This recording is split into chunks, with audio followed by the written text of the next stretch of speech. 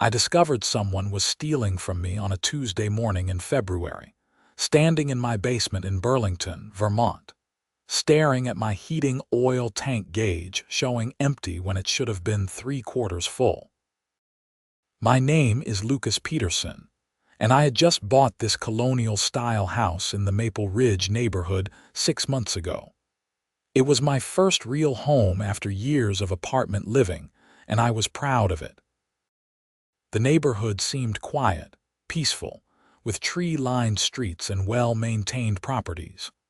What I hadn't counted on was the overzealous HOA and its president, a woman named Margaret Sullivan, who everyone called Marge the Menace behind her back. The heating oil situation didn't make sense. I had filled the tank just 3 weeks earlier, right after New Year's. Living alone in a moderately sized house, there was no way I could have burned through over 400 gallons in that time. The winter had been cold, sure, but not abnormally so. I checked the furnace, looking for leaks or malfunctions, but everything seemed fine. The floor around the tank was dry, no smell of oil, nothing to indicate a spill.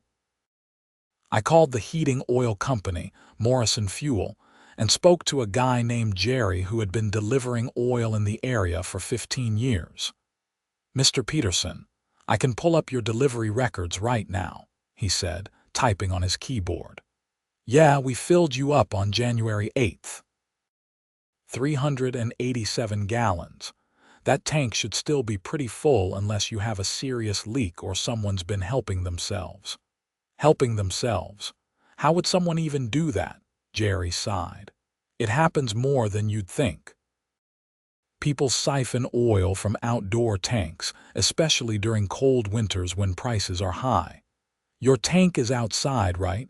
On the side of your house?" "Yeah, it is. You might want to check for signs of tampering. Look at the fill pipe and the gauge." Sometimes people get sophisticated about it.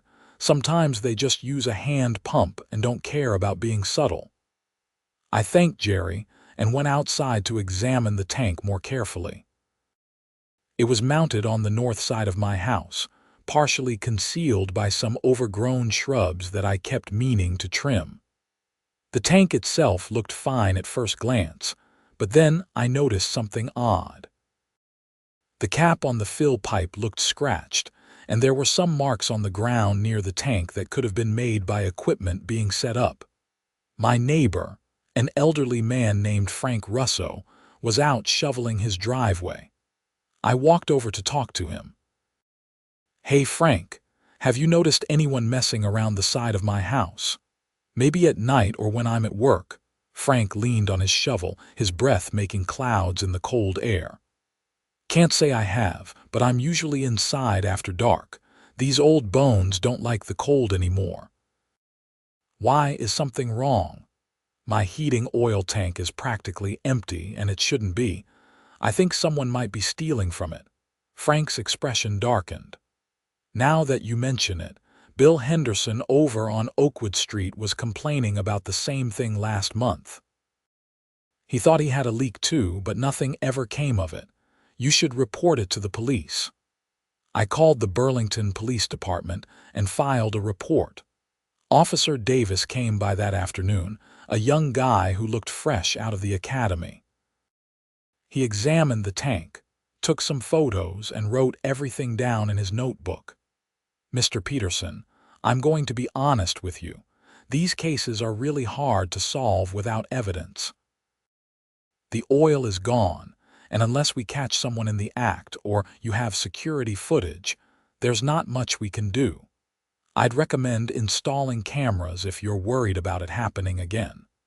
So someone can just steal hundreds of dollars worth of heating oil and get away with it." "I didn't say that. I'm just telling you the reality of the situation. File a claim with your insurance if your policy covers it, and definitely get those cameras up. If it happens again and you have footage, we can actually do something about it." After Officer Davis left, I sat in my kitchen, frustrated and angry. The oil I'd lost was worth about $800, and my insurance had a $1,000 deductible, so that was pointless. I started researching security camera systems online, looking for something I could install myself without spending a fortune. That evening, I received an email from Margaret Sullivan, the HOA president. The subject line read, "Violation Notice, Exterior Modifications Required." I opened it with a sense of dread.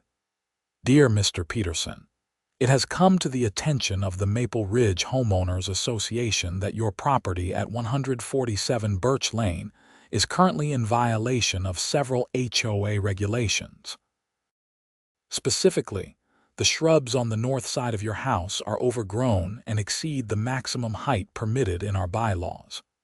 Additionally, your mailbox is showing signs of weather damage and needs to be repainted or replaced. You have 30 days to remedy these violations or face fines of $50 per day per violation. Regards, Margaret Sullivan, HOA President. I had met Margaret exactly twice since moving in. The first time was at the mandatory new homeowner orientation meeting, where she spent 2 hours explaining the HOA rules in excruciating detail. The second time was when she knocked on my door to tell me my trash cans were visible from the street on a non-collection day, which was apparently a grave offense. She was in her mid-50s, with short blonde hair that looked shellacked into place, and she always wore pantsuits in various shades of beige and gray. She had that particular energy of someone who had found a small amount of power and intended to wield it absolutely. I replied to her email, keeping my tone professional. Margaret, I will address the shrubs and mailbox as soon as I can. I'm currently dealing with a theft issue regarding my heating oil tank. I've filed a police report and will be installing security cameras soon. Her response came within minutes. Security cameras must comply with HOA guidelines. Please submit a formal application with photos and specifications before installation. Unapproved cameras may need to be removed. I sat there staring at my phone, my blood pressure rising. Someone was stealing from me, and she was worried about whether my security cameras would match the neighborhood aesthetic. The next day, I went to a local electronics store and bought a comprehensive security system. 4 cameras with night vision, motion detection, and cloud storage. The system wasn't cheap, but I was determined to catch whoever was stealing my heating oil. I spent the entire weekend installing the cameras, positioning them to cover my driveway, front door, backyard, and most importantly, the side of the house where the oil tank was located. I didn't submit an application to the HOA. I figured I'd deal with Margaret's complaints after I solved the theft problem. The cameras were active by Sunday night, and I spent Monday at work occasionally checking the app on my phone, watching the feeds. Nothing unusual happened that day, just the mailman, a delivery truck dropping off a package for my neighbor, and some birds. Tuesday evening, I got a knock on my door. It was Margaret, holding a clipboard and wearing a gray pantsuit that made her look like a prison warden. Mr. Peterson, I noticed you installed security cameras without HOA approval. Margaret, like I told you, someone is stealing my heating oil. I need these cameras. I understand you have concerns, but we have procedures for a reason. The cameras need to be approved for color, placement, and visibility from the street. Some of your neighbors have complained that they feel like they are being surveilled. The cameras are pointed at my property. If my neighbors are on my property, then yes, they're being recorded. That's the point. Her face tightened. There's no need to be hostile. I'm simply doing my job as HOA president. You signed the bylaws when you bought your house. And someone signed up to rob me blind, apparently. The cameras stay up. Margaret made a note on her clipboard. You'll be receiving a fine notice. The cameras must be removed or properly approved within 7 days. She turned and walked back to her black SUV parked in front of my house. I noticed she sat there for a few minutes, typing on her phone, before driving away. Over the next week, nothing happened. No oil theft, no suspicious activity. I started to wonder if whoever had been stealing had gotten spooked by the cameras. Then I received another email from Margaret, this time with an attached fine notice for $250 for unauthorized exterior modifications. I called an emergency HOA board meeting, which was my right as a homeowner. The meeting was scheduled for the following Tuesday at the community center. The board consisted of Margaret, a retired teacher named Susan Walsh, and a guy named Tom Brennan who worked in IT. The meeting was in a small, fluorescent-lit room that smelled like old coffee. Margaret sat at the head of a folding table, with Susan and Tom on either side. There were about 6 other homeowners in attendance, including Frank from next door. "We're here to discuss Mr. Peterson's concerns regarding his security cameras," Margaret began, her voice formal and cold. "Mr. Peterson, you have the floor." I stood up, feeling like I was in some bizarre courtroom. "Thank you." As I explained in my emails, someone stole over 400 gallons of heating oil from my tank. That's about $800 worth. I filed a police report, and the officer recommended I install security cameras. These cameras are necessary to protect my property from further theft. Susan, the retired teacher, spoke up. "That's terrible, Lucas. I can't imagine why Margaret would object to you protecting your home." Margaret shot her a look. "Susan, we have rules for a reason. If we allow one person to install cameras without approval, everyone will do whatever they want, and the neighborhood will lose its cohesive appearance." Tom, the IT guy, cleared his throat. "I looked at the bylaws, and there's actually a provision for security equipment. As long as the cameras are reasonably discreet and primarily focused on the owner's property, they should be allowed." "That provision requires approval," Margaret insisted, "which Mr. Peterson did not obtain." Frank stood up from his seat. "Oh, for crying out loud, Marge. The man had his oil stolen. Let him keep his cameras." Several other homeowners murmured in agreement. Margaret's face was getting red. "Fine," she said tersely. "The cameras can stay, but Mr. Peterson still needs to address the overgrown shrubs and the mailbox. And if we receive any complaints about privacy violations, this decision will be revisited." I left the meeting feeling like I'd won a small victory, though the interaction with Margaret left a sour taste. There was something about her intensity that seemed disproportionate to the situation. Another week passed. I trimmed the shrubs on the side of my house, finally exposing the oil tank completely to the camera's view.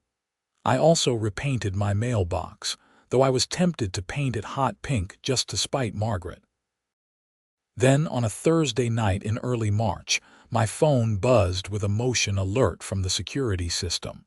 It was just after 11 o'clock, and I was getting ready for bed. I opened the app and switched to the camera covering the oil tank. At first, I couldn't believe what I was seeing. A figure in dark clothing was standing next to my oil tank, doing something with the fill pipe.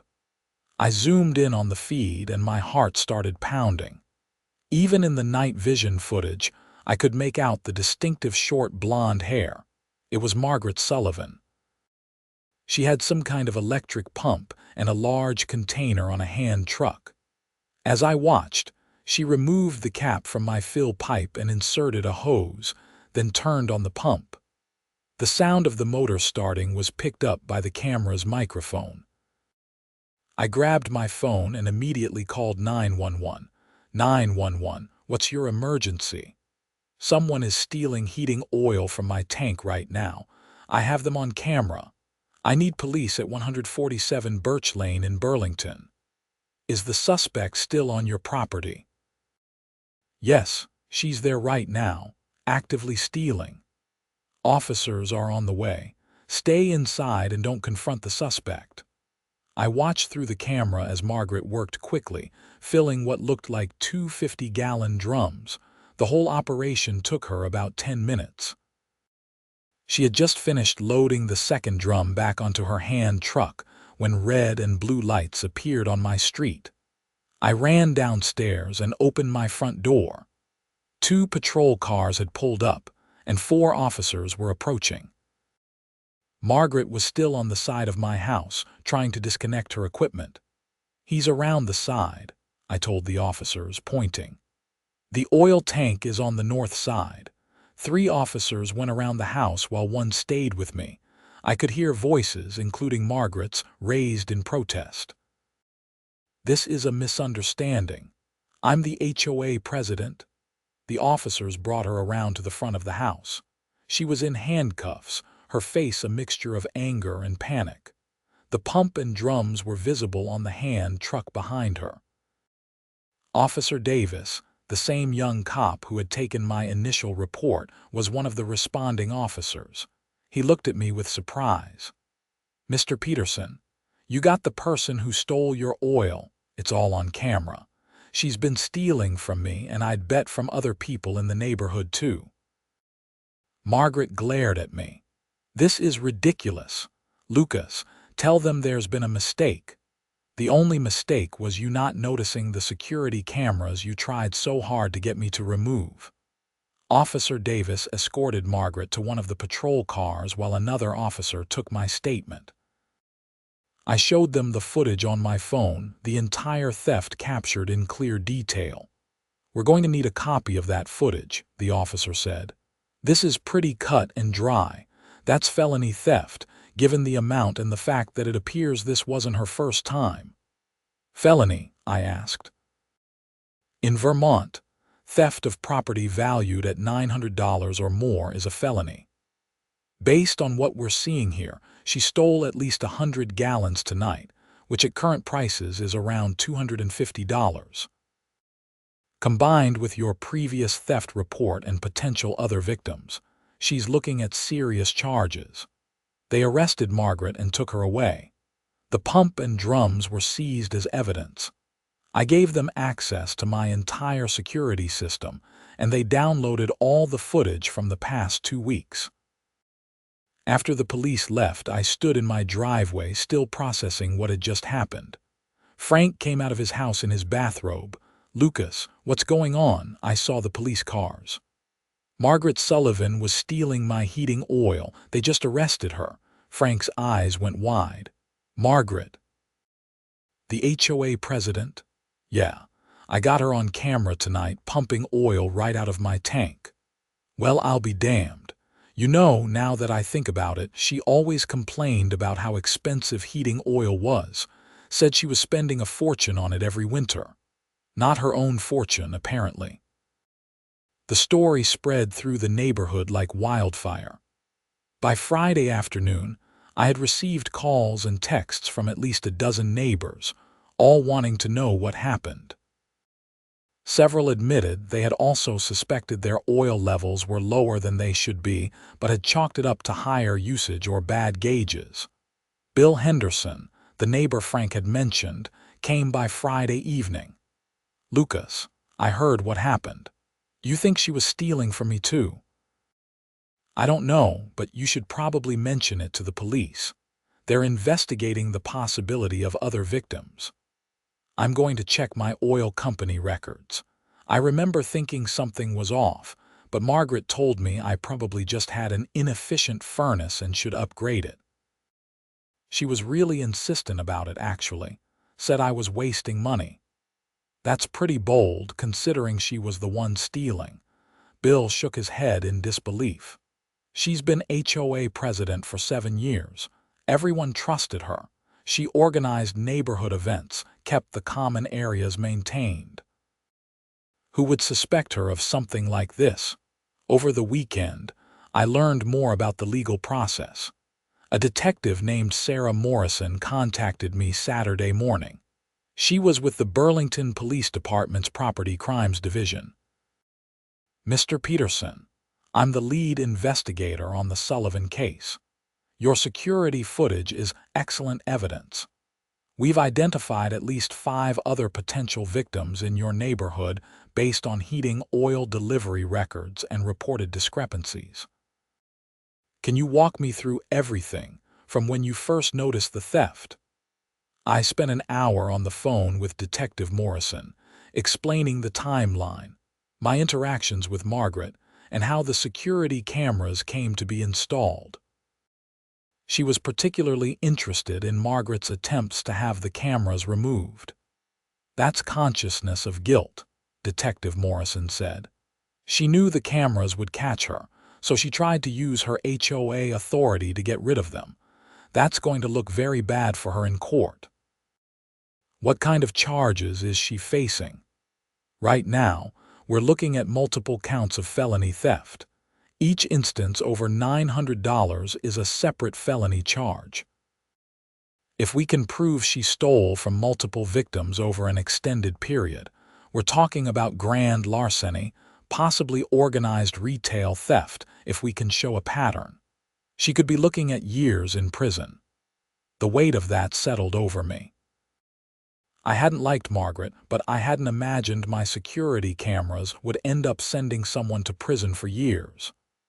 I know it's a lot, Detective Morrison said, reading my silence. But she made these choices. She abused her position of trust in the community.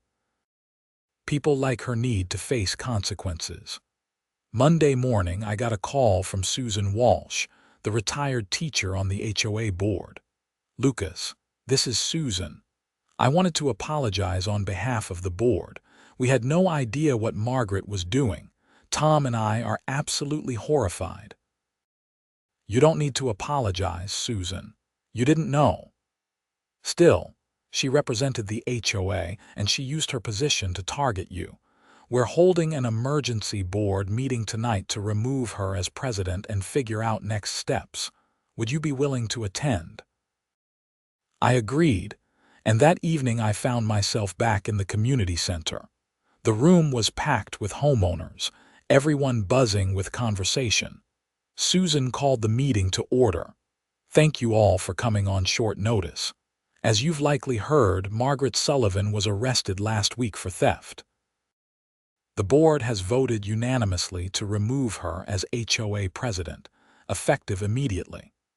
We're also conducting a full audit of HOA finances and operations to ensure there were no other irregularities." A woman in the back raised her hand.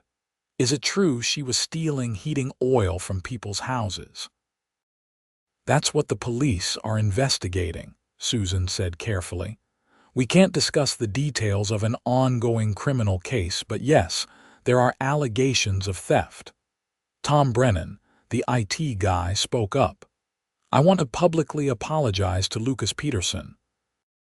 Margaret pressured the board to fine him for installing security cameras, and those cameras are what caught her. Lucas, you were right to protect your property, and I'm sorry we gave you trouble about it." There was a murmur of agreement from the crowd. Several people turned to look at me with sympathetic expressions. Frank stood up. "I nominate Susan Walsh for HOA president. She's got more common sense than Margaret ever did." "I second that," someone called out.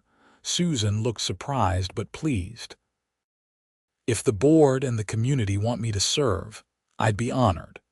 But I think we need to take a hard look at our bylaws and make sure we're focused on what actually matters, not petty rules about mailbox colors." There was applause at that. The meeting continued for another hour, with discussions about reforming the HOA's approach and being more reasonable with homeowners. It felt like a weight had been lifted from the neighborhood. The next few weeks were a blur of legal proceedings. Detective Morrison called me several times with updates. They had identified 7 victims in total, including me. The total amount stolen was estimated at over $5,000 worth of heating oil. Margaret had been taking small amounts from multiple houses over the course of 2 winters, careful not to drain any single tank completely to avoid detection. She would have gotten away with it indefinitely if you hadn't installed those cameras, Detective Morrison told me. The really crazy part is she wasn't even struggling financially. Her husband has a good job, they have money. The best we can figure, she just didn't want to pay for her own heating oil and figured she could get away with it. So it was just greed. That's what it usually comes down to. She saw an opportunity and took it. She probably got a thrill out of it too, stealing from the same people she was enforcing petty rules on. Margaret's lawyer tried to negotiate a plea deal, but the prosecutor wasn't interested in going easy on her. The case was too clear-cut, and there was public interest in seeing it through. The security footage had been shared with the other victims, and several of them were furious. Bill Henderson, in particular, was vocal about wanting to see her prosecuted to the fullest extent. She came to my house and told me I needed to replace my fence, Bill told me one day when we ran into each other at the grocery store. Made me spend $3,000 on a new fence, and the whole time she was stealing from me. I checked my oil company records. I'm missing about $700 worth over the past year and a half. The arraignment was in late March. I attended, sitting in the public gallery with several other neighborhood victims. Margaret appeared in a dark blue dress, looking small and defeated next to her lawyer. The charges were read out. 7 counts of felony theft, 1 count of larceny, and 1 count of abuse of authority. She pled not guilty, but everyone in that courtroom knew the truth. The judge set bail at $10,000 and ordered her to have no contact with any of the victims. As we left the courthouse, a reporter from the Burlington Free Press approached me. "Mr. Peterson, I'm writing an article about the case. Would you be willing to comment?" I hesitated, then figured the story was going to come out anyway. Margaret Sullivan abused her position as HOA president. She harassed me for installing security cameras that were meant to protect my property, and those cameras ended up catching her stealing from me. I hope this case reminds people that positions of authority, even small ones like an HOA board, require integrity. The article ran 2 days later with the headline, "HOA President Arrested for Stealing Heating Oil from Neighbors." It included quotes from several victims and details about the security footage. The story got picked up by some larger news outlets, and suddenly Margaret Sullivan became a local symbol of HOA overreach and hypocrisy. I received messages from people across the country, sharing their own HOA horror stories. Some were darkly funny, like the person who got fined for having the wrong shade of white on their shutters. Others were genuinely upsetting, stories of harassment and abuse of power. It made me grateful that, despite everything, our neighborhood was dealing with the situation and reforming. The trial was scheduled for June. Margaret's lawyer tried several times to get the security footage thrown out, arguing it violated her privacy rights, but the motions were denied. The footage was taken from my property, and showed someone actively committing a crime. As spring turned to summer, life in the neighborhood gradually returned to normal. Susan Walsh proved to be an excellent HOA president, focusing on actual community improvement rather than nitpicking violations. The bylaws were amended to be more reasonable, and several of the more absurd rules were eliminated entirely. I got to know my neighbors better through the whole ordeal. Frank and I started having coffee together on Sunday mornings. Bill Henderson helped me with some landscaping work. There was a sense that we had all been through something together and come out stronger for it. The trial finally began on June 15th. It lasted 3 days, though the outcome was never really in doubt.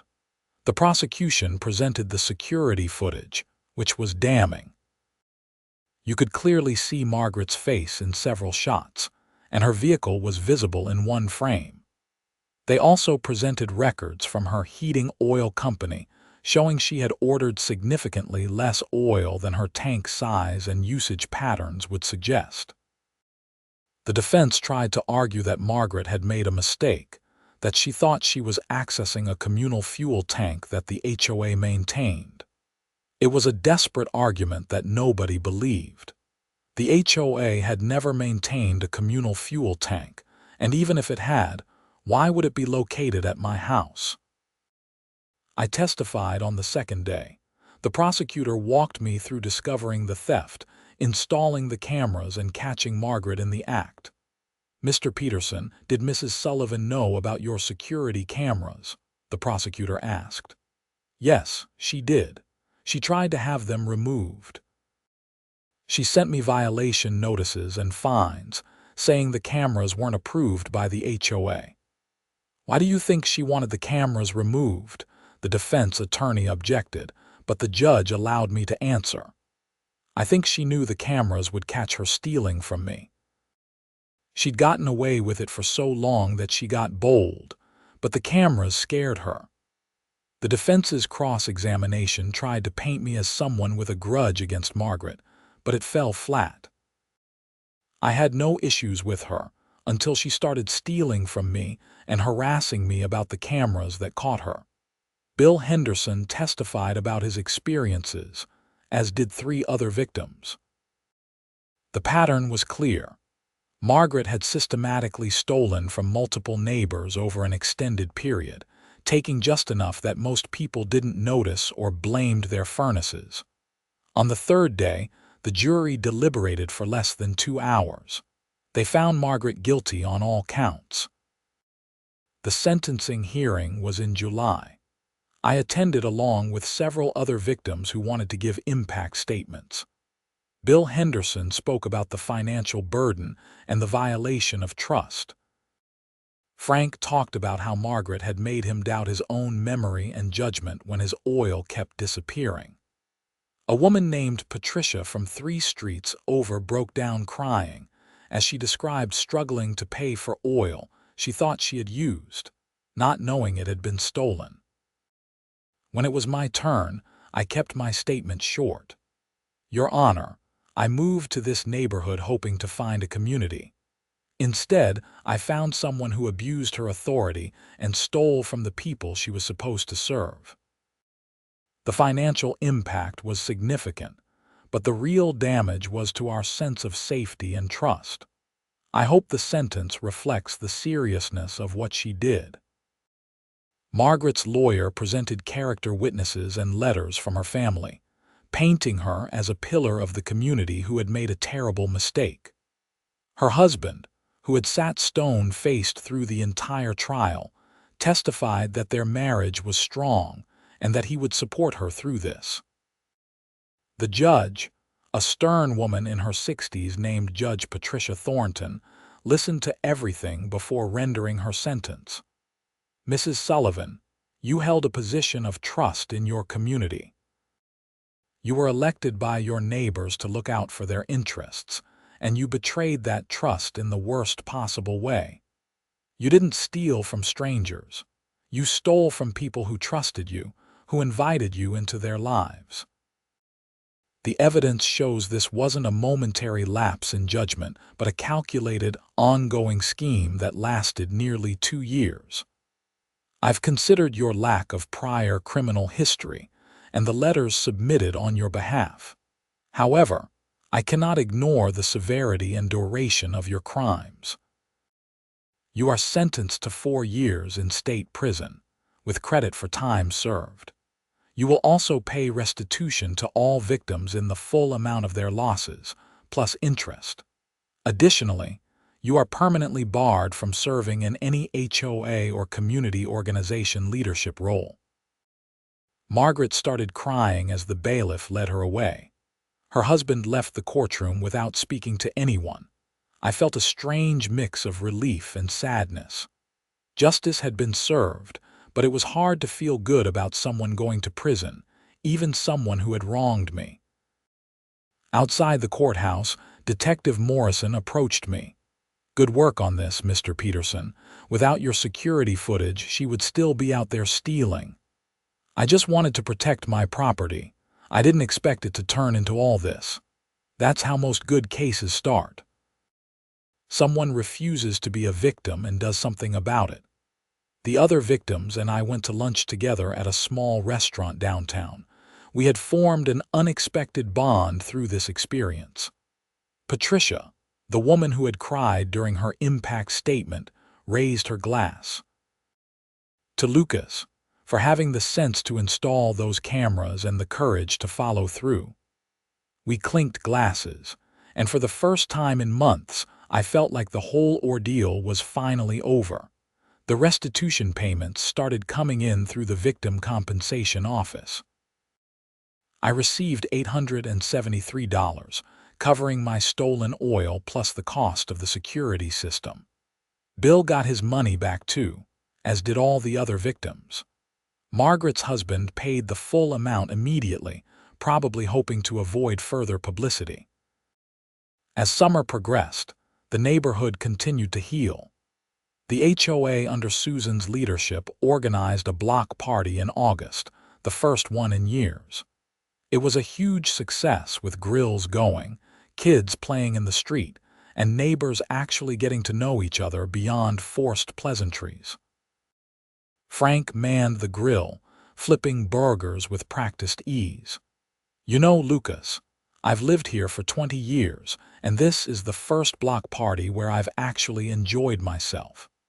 Margaret always turned these things into exhibitions of how perfect everyone's yard had to be.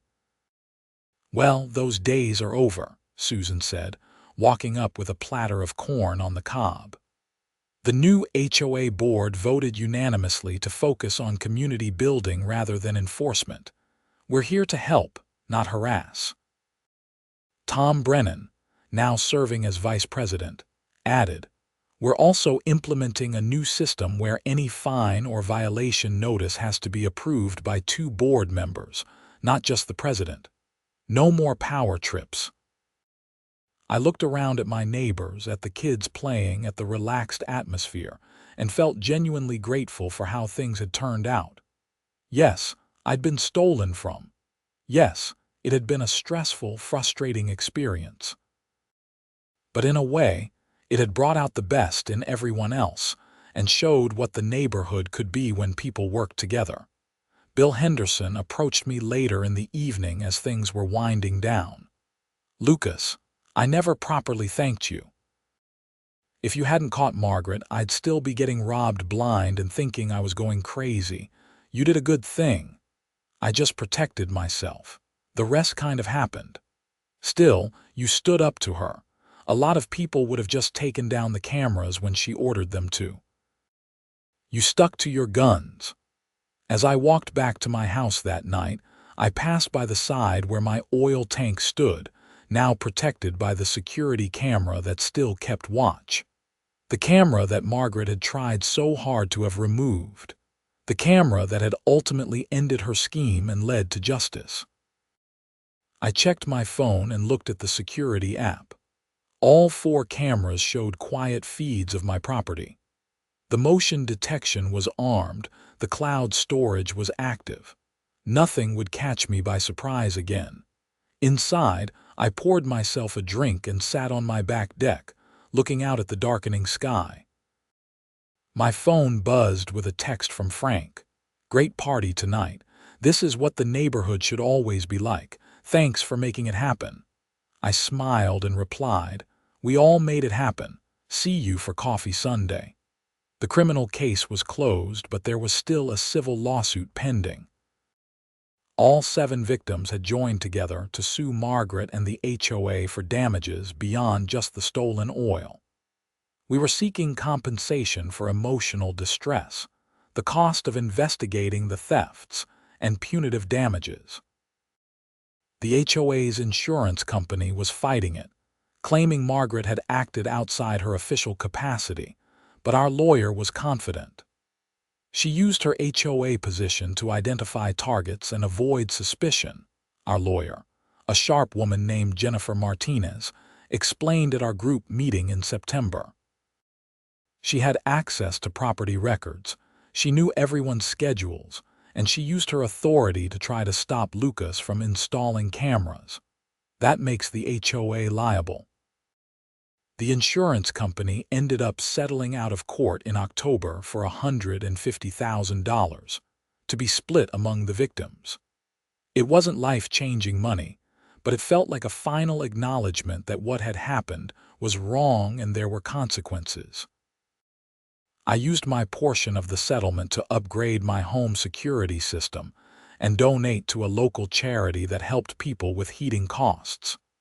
It seemed fitting, considering how the whole thing started. Thanksgiving came, and Susan organized a neighborhood potluck dinner at the community center. It was well attended, with families bringing dishes and sharing stories. The atmosphere was warm and genuine, nothing like the stiff, formal events Margaret used to organize where everyone felt like they were being judged. During dinner, Susan stood up to make an announcement.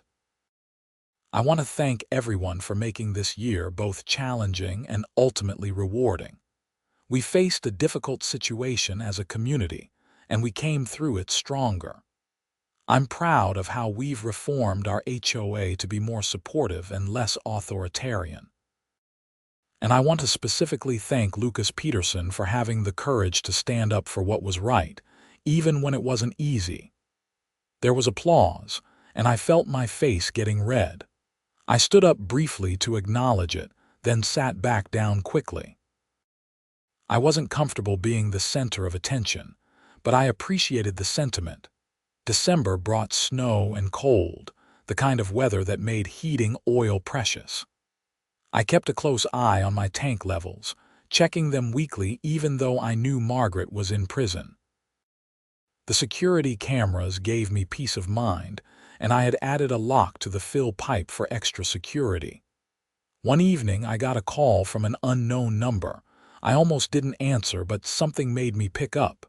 "Mr. Peterson, this is Robert Sullivan, Margaret's husband." I tensed. "What can I do for you, Mr. Sullivan?" I wanted to apologize. "I know Margaret called you and wrote you letters from prison, but you never responded, which I understand. I wanted to apologize personally for what she put you and the others through. I had no idea what she was doing. I thought we were just somehow using less oil than I calculated. I never imagined." His voice trailed off. He sounded exhausted and defeated. "Mr. Sullivan, I appreciate the call, but your wife made her choices. You're not responsible for them." "I know, but I lived with her.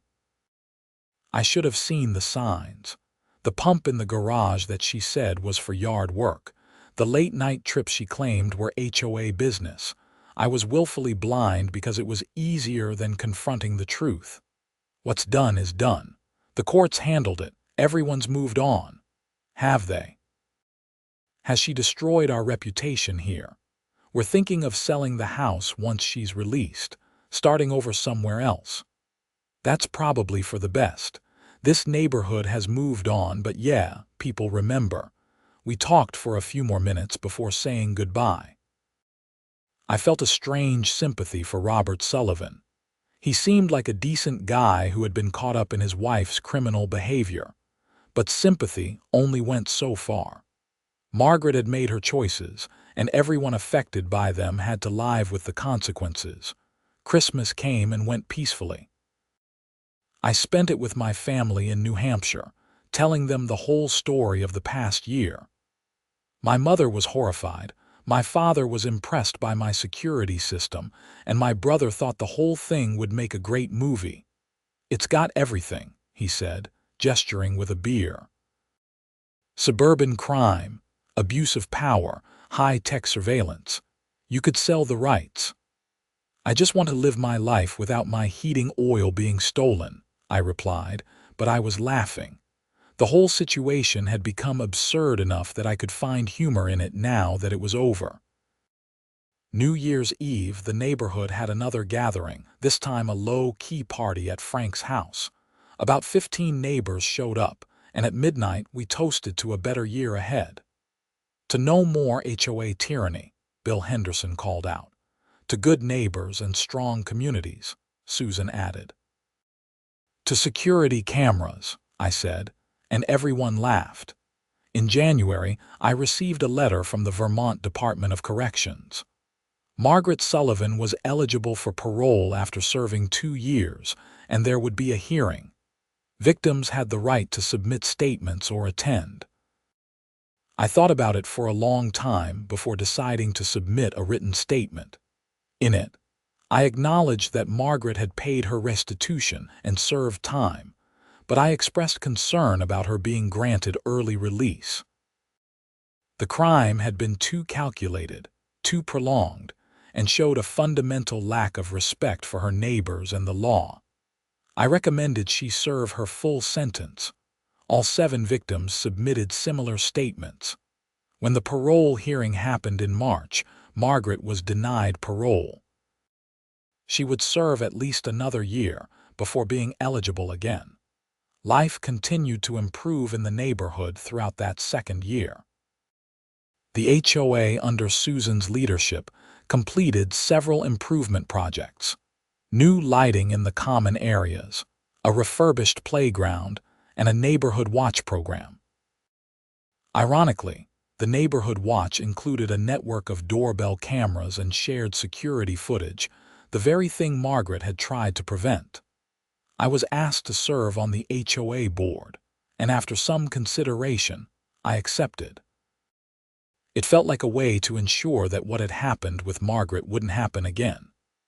Tom Brennan and I worked together to draft new bylaws with checks and balances, term limits, and a process for removing board members who abused their authority.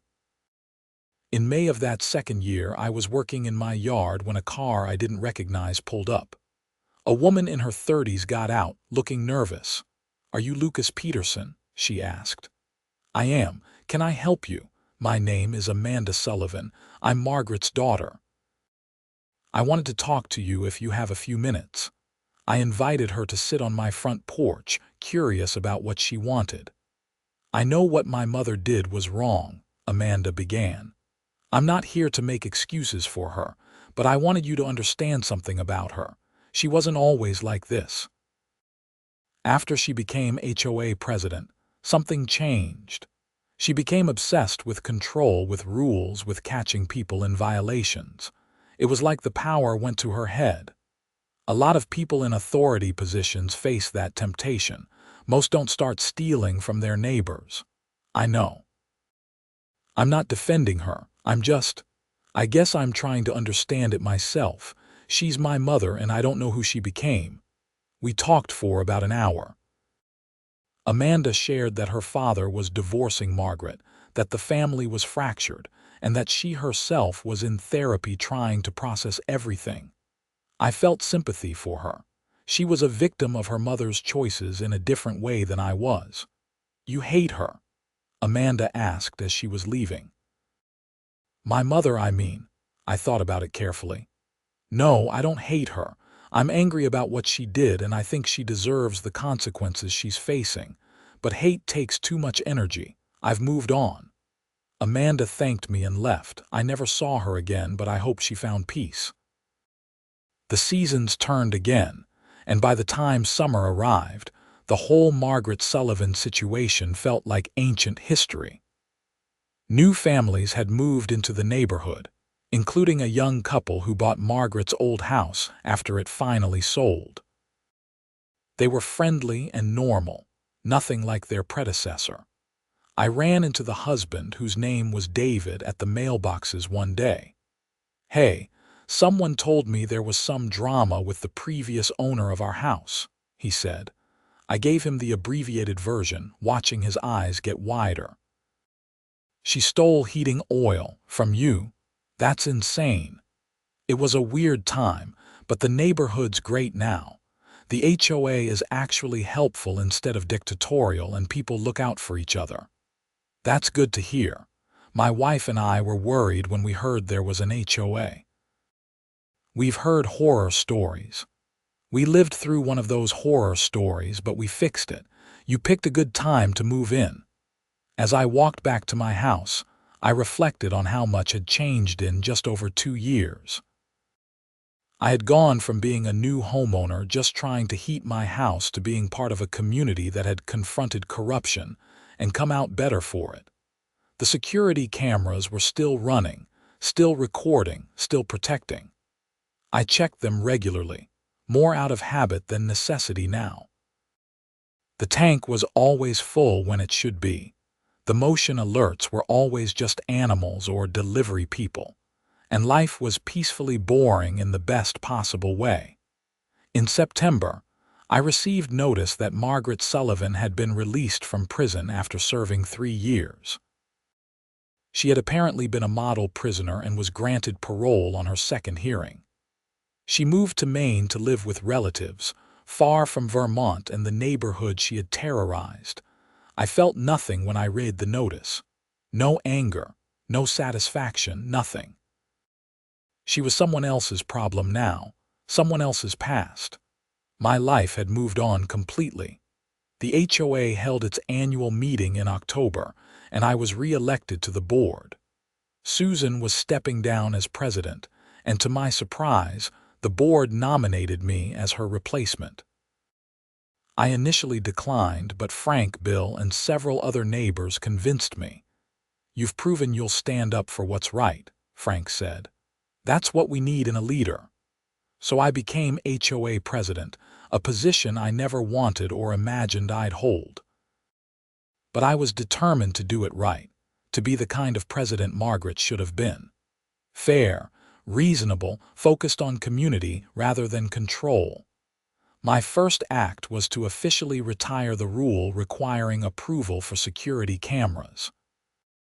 My second was to establish a fund to help elderly neighbors with heating costs during particularly harsh winters. It seemed like poetic justice, using HOA resources to help people stay warm instead of stealing their means to do so.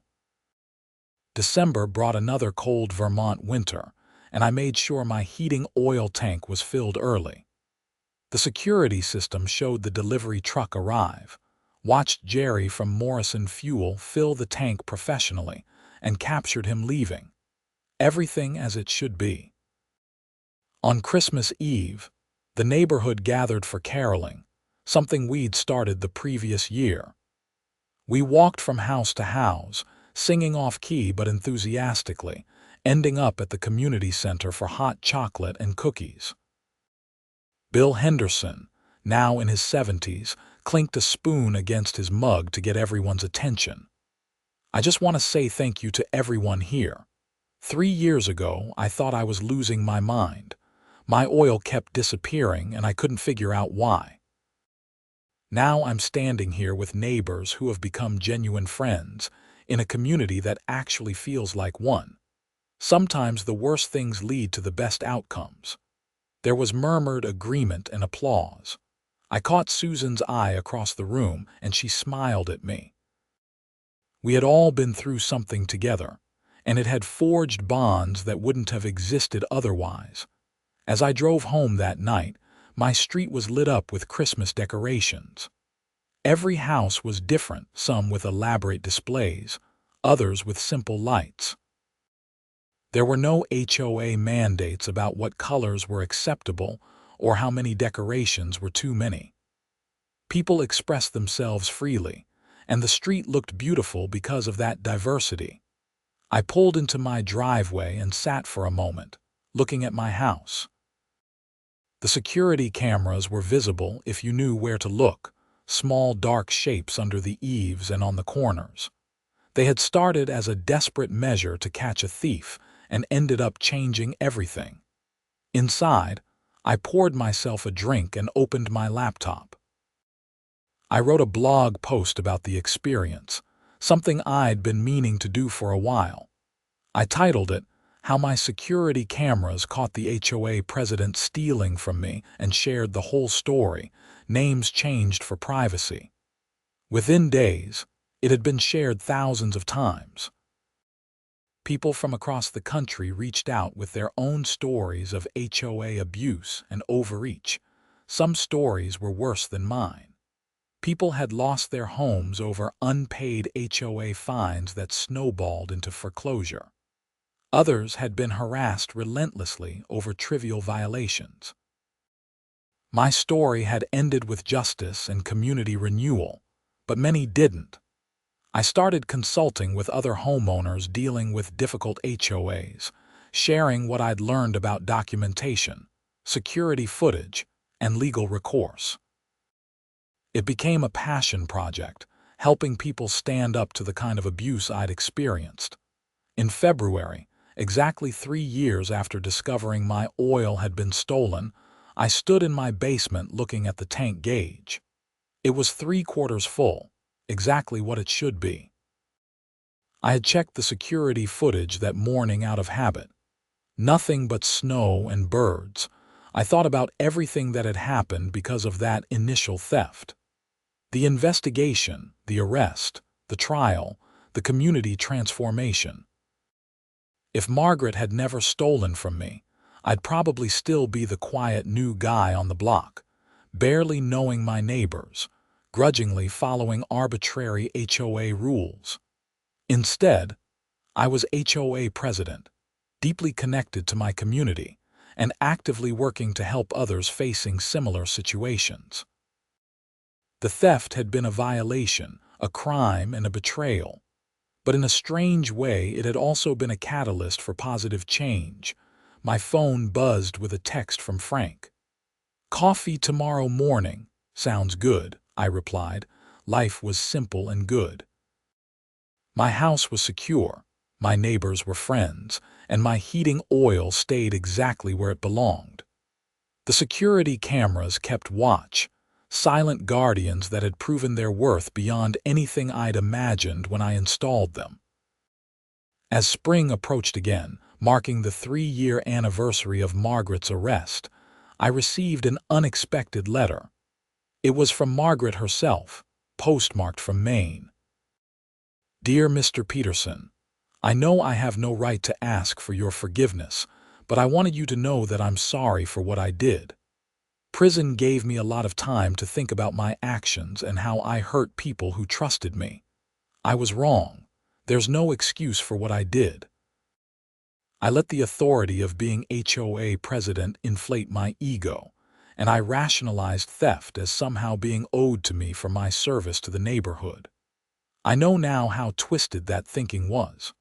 I'm working with a therapist and trying to understand how I became someone capable of such betrayal. I don't expect you to respond to this letter.